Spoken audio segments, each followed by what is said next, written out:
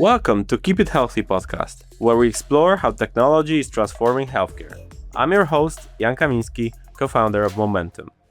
Today, I'm speaking with Anna Hall, CEO and co-founder of Embody, a privacy-first menstrual wellness app. Anna spent a decade as a special education teacher before building secure health technology. Her journey was sparked by personal experience with PMDD and the urgent need for reproductive health data protection. In this episode, we'll explore why privacy isn't just nice to have. It's critical for women's health tech.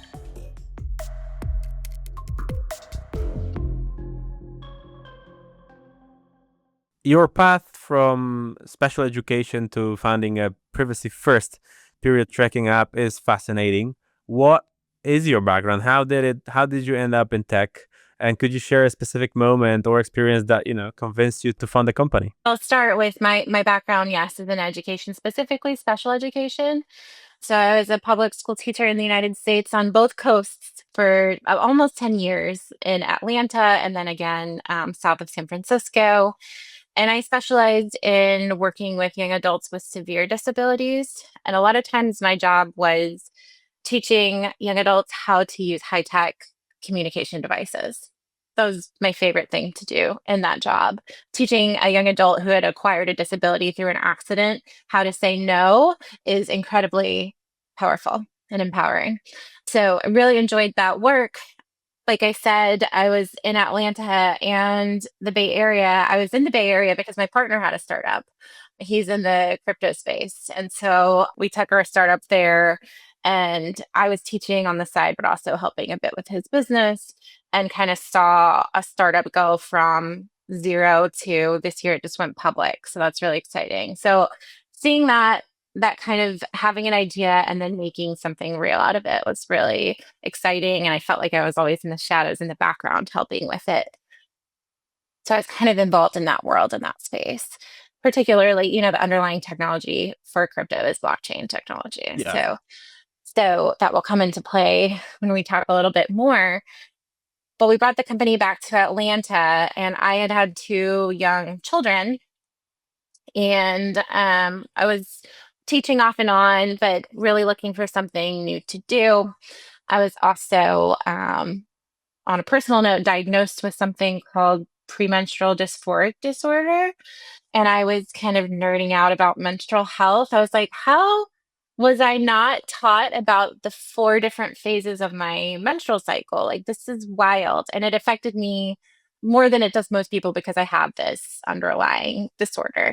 And that's a genetic thing. So all these things combined, my passion about education, my experience with startups and the privacy space, and then also this kind of new experience I was having personally, that all combined. And then in 2022, Roe v. Wade was overturned in the United States, making, the data I had in all of these period trackers on my phone more susceptible to misuse and surveillance. And so that's the moment where I was like, there's something I can do here that I bring to the table.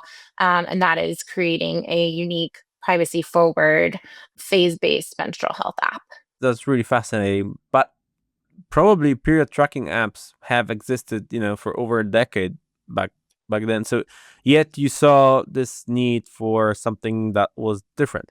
What are the critical problems that you identified with? What was the problem with the existing solutions, and how is your product different? Yeah, so I was a period tracker power user. Having this disorder, I was like tuned in to my menstrual cycle. And I think I had like 4 on my phone at one point because no one specifically gave me everything that I needed. And like you said, they've been around since 2013. The first 2 launched in 2013, but they've had a nefarious history with selling women's data to third parties like Facebook and Google. So even the biggest period tracker on the market was sued in 2019 for selling data sued by the FTC in the US. And so privacy has always been a big issue, especially there's growing concern, obviously, about menstrual surveillance in the United States. And what I mean by that is women's data could be used as circumstantial evidence in a court of law if there's a case of suspected abortion, or if there's if you end up having a baby and it's a stillborn, they could search your phone and look and Mm-hmm. see, oh, is there something illegal going on here? So That's terrible. it's terrible, and it's happening. There was an article in the Observer in the UK just last week saying that, law enforcement is searching women's phones and their period trackers on their phone in the case of somebody having a stillborn child. And this just really, I feel like it's crossing a line. It's not okay. And I knew there was a different way to build this. So first and foremost, Embody is privacy forward. By that, we mean we are offline first. We are encrypted locally. None of your menstrual health data even touches a cloud without your explicit permission, which is the opposite of how it typically is for period trackers. We do have a way to safely store your data in the cloud using a very unique way to encrypt the information in which the user holds the key material ultimately. So if we get subpoenaed by law enforcement asking for one of our users' menstrual health data, we can show them encrypted data, but it can't be decrypted. So we don't have any usable data to share with law enforcement. And then we're also looking at open sourcing in the near future. And the main reason is because the trust is broken with period trackers. A lot of women have deleted. We think it's about 20% of period tracker users have deleted their apps since Roe was overturned in the United States. And 1 in 3 women in the US uses a period tracker. And that translates to about 50 million people worldwide. But due to the let's say security breaches, that's the reason why they deleted. Honestly, it's because of the politics around abortion. Okay. Yeah, yeah. And so there's a lot of mistrust currently, specifically in the United States, but also we're finding internationally as well. Yeah, so the biggest thing is we're offline first, we're encrypted, and we're open sourcing in the near future, focusing on privacy first and really delivering on privacy promises. From the product perspective, what interests me, since of course your data are encrypted, they're very limited usage of that. So Yeah. many investors, they believe that collecting data is obviously essential for growth, but even from your product driven growth perspective, you need to decide which features to add, etc., based on that. So how do you manage this? Absolutely. Yeah, it's really kind of a unique approach, and it's something that we talk with investors about and whatnot. And we need usage data to create a meaningful experience for people. And so we ask people to opt into analytics for usage data, but we do not ask for any type of menstrual health input. You've mentioned some statistics. I've also found one that, the fact that 24% of pediatricians don't provide period guidance. You also mentioned that on your website. What do you think is the root cause for this gap? Likely it stems from, discussion around periods, and really sexual health in general for women is taboo still in the year 2025. And so we have a long way to go still. So I've been talking about the privacy piece. The second differentiator for Embody is this education component that looks at all phases of your cycle and is not just discussing, oh, when you're having your period or not. It is so much more than that. I describe it oftentimes to male investors as like understanding a circadian rhythm. You wouldn't wake up at 3 a.m. and go lift weights, right? Yeah. In the same way, we as menstruators are bound to this other biological cycle. And there are things that we're good at throughout that cycle at different times, and things we need more support with at different times of that cycle. So understanding that is like, it's biohacking for women, and it's a huge unlock for productivity, for just overall well-being. And so again, we have this phase-based approach to the app where it's very immersive. You look at your phone and we have a different color for each phase of your cycle, so you quickly see, okay, I'm in my luteal phase. That might mean, I want to focus on fewer carbs, less dairy products so I'm not feeling as crampy. And I know I might be good at activities at work like writing or deep thinking as opposed to speaking engagements or social networking, that type of thing. So it's like so-called cycle syncing. Of course, there's growing trend of women adapting life to their menstrual cycle. Could you explain the four phases? How does it work? Sure. So we kind of talk about our cycle in terms of days. A typical cycle is 28 days, though nobody has a typical cycle. But we'll start with day one is when you first menstruate, when you first bleed. And that begins your menstrual phase. It'll last between like 5 and 8 days, right? And there are things that a lot of women feel, tired. I tend to like day three start getting more energized. It's not the primary event of your menstrual cycle, but it is the one we've talked about the most, right? As a culture. The second is your follicular phase, and this is the time between when you menstruate and when you ovulate. And this is for a lot of women, it's a time where they feel pretty productive and steady. It's a good time to like push yourself exercise wise. We call it the inner spring. So things are kind of on the up. And then ovulation is the primary event of the menstrual health cycle. I wish we focused on it more, learning like when we ovulate, what are the signs, because it is the big event. And a lot of women around this time feel extra social, have a lot of energy. You're most fertile, so it makes sense, right? And then after that, you have the luteal phase, which is the longest phase of the cycle typically.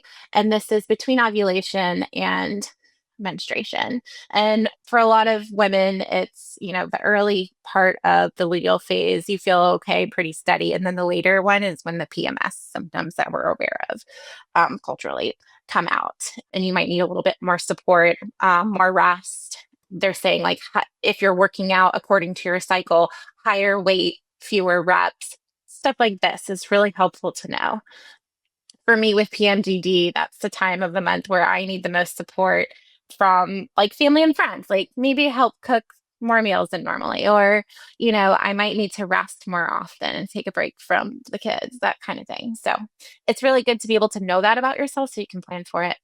And this is the type of stuff that we're really not taught in school, and our doctors don't share with us as well. It's empowering. It lets you know about your body and also how you can live life to feel your best. Probably it's also science backed, right? Do you educate Yeah. your users and how do you do it? Because it's very interesting that your product not only serves as obviously as an app that just controls the cycle, but also you mentioned this educational approach. How do you do it? Like how do you combine Yeah. it? Because these are probably from the product perspective also different features.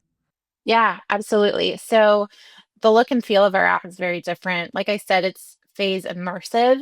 So when I go into the app, it'll either be blue, green, purple, or orange, depending on where I am in my cycle. And that kind of sets the tone for, oh, okay, I'm in my luteal phase. So as you track your specific symptoms and as you use the app, you kind of begin to associate how you feel during that phase with the color, right? And then also something that we do differently at Embody is primary to our app is insight into how people typically feel during that phase in the areas of, mental health or physical health as well. And we provide insights from experts in the areas of nutrition, mental health, physical fitness, and beyond. And our paid version offers actual practices like yoga videos or recipes related to the phase. So it's like personalized per user. It is. So the only information that we use in the app, and it's locally, so we don't have access to this information, but if you input when you bleed, it triggers the beginning of your menstrual phase. And then we do everything based on that. And you can go in and say, oh, I typically, my menstrual phase typically lasts for 5 days, or I usually ovulate at this time to help guide our algorithm, but it's really dependent on when you track your bleeding. I understand the model is B2C, right? Mhm. Fashion and premium fashion. How many users do you have currently, more or less? So we have over 100,000 installs, which is really exciting. We just shipped our free version in this past August and spent zero on marketing and grew from That's my 0 to 100,000. that was my question. Uh, That was my question because I know how yeah, hard it is to scale a B2C app, especially in. it's hard. So how did you do Yeah. it? I mean, what was the? Is it like word of mouth? Like, what was the process? Which strategy worked the most for your growth? So it took us a while to figure out what worked the best for our team. We tried a lot of different things, including, word of mouth, like focusing on our specific city, Atlanta, and doing events, or, we played around with messaging for paid ads, but never put a lot into it because we knew we wanted to grow organically first, especially for the free version. And what ended up working the best for us was TikTok. Oh, really? Yeah. So I think, our privacy messaging specifically, and my personal story related to the project is what has resonated most with people, and that channel has been TikTok, which is interesting. It feels kind of at odds with privacy, right? Yeah. Yeah, it Especially does. since the audience is pretty young, but on the other hand, It is. they care about privacy. I mean, Yeah, yeah, it's fascinating. quick break for our listeners who are building in the health tech space. If you're looking to implement AI in your healthcare application, you know it's not just about technology. It's about understanding medical data, regulatory compliance, and building solutions that clinicians actually trust. That's why we created our AI in health tech course to bridge the gap between AI capabilities and healthcare realities for startup founders and technical leaders. Check it out if you want to build AI that actually delivers value in healthcare. The link is in the show notes. Now back to our conversation with our guest. So I know that also Femtech is very community driven. Did that help? Yeah. I mean, I've seen talking with multiple founders also here in the podcast that this particular community, so Femtech, is very supportive. So the Slack channels, forums, etc., it works pretty well. Was that? I mean, did it work for you as well, or you didn't really try it? Yes, absolutely. So I am very plugged in with the femtech community, LinkedIn conferences and whatnot, and I have found a lot of support there. We've also, like I said, been kind of partnering with these experts, like nutritionists or cycle coaches, and that all come with their own communities, and that's a lot of times how people hear about us as well. And we also have our own Discord community for Embody, Right. Mm-hmm. and we've gotten a lot of feedback from users there. It's really been a wonderful tool, and it's free to join. And I can link some stuff about joining that community as well. I think it's really nice to have a place where you can come to people with a question or a problem, even about the period tracker or just about menstrual health in general. And it's the community seated with these experts as well. So that's been a really big part of our journey for sure. And it's something we're excited about growing and expanding and making potentially within our app eventually. And as a business, are you bootstrapped or VC funded? We were incubated by a small studio in Atlanta. And then since then, we've raised small rounds to keep going. And then most recently, we have switched on revenue and are doing a lot of revenue testing now. So that's exciting. That's the harder nut to crack because people expect a free period tracker, and there's a really figuring out what is worth it for people to want to pay is what we're figuring out now. Yeah, that's really different because B2C apps they tend to raise a lot of money first because marketing is expensive in B2C, and but you're not thinking about raising anything, or maybe. Yes, I mean VC funding would be great. And so we're not currently raising, but we're looking, towards the fall for that as well. And I think what what investors are looking for is that, last year we cracked growth. This year we're trying to crack revenue, and they're really wanting to see, okay, can they move the needle in terms of a paid version? For the investors and founders, what major opportunities do you see that Oh, founders are still missing, especially in femtech? oh my gosh, yes. I think that in general, femtech is overlooked as an investment opportunity. And I think just being plugged into the cultural moment that we're in as well, where, a lot of people are happy to give away their data for free in return for like really strong personalized analytics, right? But that is not the case. And we're seeing that specifically in the menstrual health space. So to be able to capitalize on that moment and say, people are willing to pay for privacy in this specific realm. And I think we're just only going to see that growing over the next couple of years because of the political landscape, right? So I think that's a huge opportunity for investors there.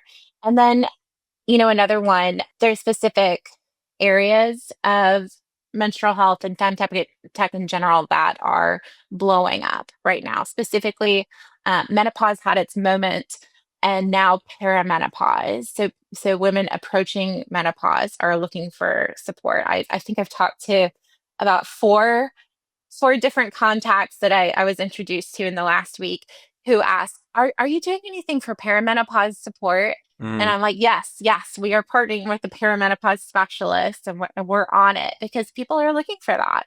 And I was getting, newsletters recently like middle-aged women are tired of being ignored. I think that there's this generation of women who grew up with period trackers, right? And now they're approaching menopause and they're like, hey, nothing's working well for me. Yeah. Yeah. Who's going to tell me what to do? And so I think investors are looking at that as well. I think it's a really big opportunity in femtech right now. You have a scale already of 100,000 downloads, so that's a great base. Are you thinking about new, I wouldn't call them markets, but like feature, you mentioned, right? So like new mini products, I would call them, to tackle those issues that you just mentioned, because you're close to the users. You probably, you get a lot of feedback. So it's probably it's easier for you to build something than someone starting from the scratch and. Yeah. So three things, and they all have to do with support.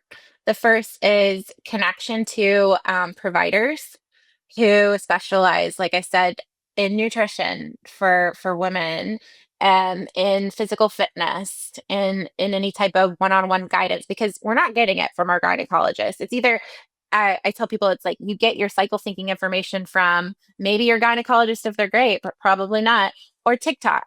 There are so many providers in the middle, but it's connecting those users who are wanting the support with those providers. So I think there's a lot of opportunity there, either through like affiliate marketing or whatnot. And also, people are looking for, there's been a new wave of products in menstrual health. And we have users asking, oh, tell me what type of, menstrual dish should I be using? Or are there any vitamins or supplements that I should be focusing on different times of my phases? And I think connecting them with those like-minded and forward-thinking brands is also a big opportunity in the app. And then the third thing still falls under support is a community, right? Where people Right. feel comfortable, safe, talking about the things that we're experiencing without fear of unwanted surveillance or consequences, Yeah. right? And so that's where a feature I am dying to build, I'm wanting the funding to build, is a decentralized social component within the Embody app. And we have a really unique way that we're approaching it, and I'm hoping that we can build it beginning this fall. Do you have any communities that you could recommend for our audience? I'm trying to think of user focused ones. The reason we're wanting to build this is the answer is really no right Okay. now. Yeah. It's been really challenging to find a place where people are feeling comfortable talking about all of this stuff. Some communities I'm a part of are linked to, like I said, products. Like Yeah. August has a really great community on a platform called Geneva. And honestly, like LinkedIn has a really femtech forward community that's very active, but there is not a go-to Yeah. community or safe spot right Yeah. now Yeah. for menstruators. So that's why it's a problem that needs to be solved Okay. for sure. What would be the piece of advice that you would give to other femtech founders trying to develop their, MVPs? Yeah, biggest one is listen to your users, talk to your users for two reasons, right? You're not gonna build an app anybody wants if you're not talking to users. And it's also something that gives me the most energy. Being a femtech founder is really hard. It's 1% of VC funding goes to female founded startups. That's ridiculous, right? Yeah. I think that's shifting. We think it's shifting, but it's still challenging, right? And so whenever I'm feeling frustrated on this journey as a founder, again, I talk to users and people who have been impacted by my product in a positive way. They are the only external validation Yeah. But do you have any as you're building. Do you have any framework for that or any process? And most importantly, how did you do it at the very beginning? Like, did you just approach family and friends? What was the process back then? And how it's different now when you have over 100,000 downloads? Yeah, so at the beginning, it really was family and friends, but we also were incubated by a company that had several women too, who were kind of champions of our product and linked us with other menstrual health experts. And then, as far as users go, we talked to family and friends, and then began our presence on social media and invited people to join our Discord community. And that's where a lot of this type of like support and feedback from users comes from. Yeah. We have done some like user studies that are more carefully designed, and soon I'm opening up a once weekly user interview for me and a user because I'm ready to start doing that again. But I think just opening the channels and inviting people in and just talking about the stuff that really matters to them is Mhm. important. Yeah. And regarding the Discord you just mentioned, so like if our listeners want to learn more about Embody and about you, support the work, download the app, where should they go?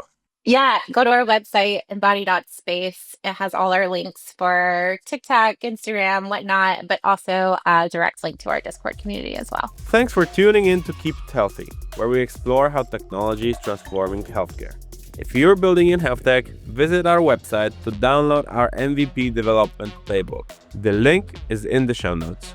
Don't forget to subscribe for more conversations with the people shaping the futures of care. I'm Jan Kamiński. See you next time.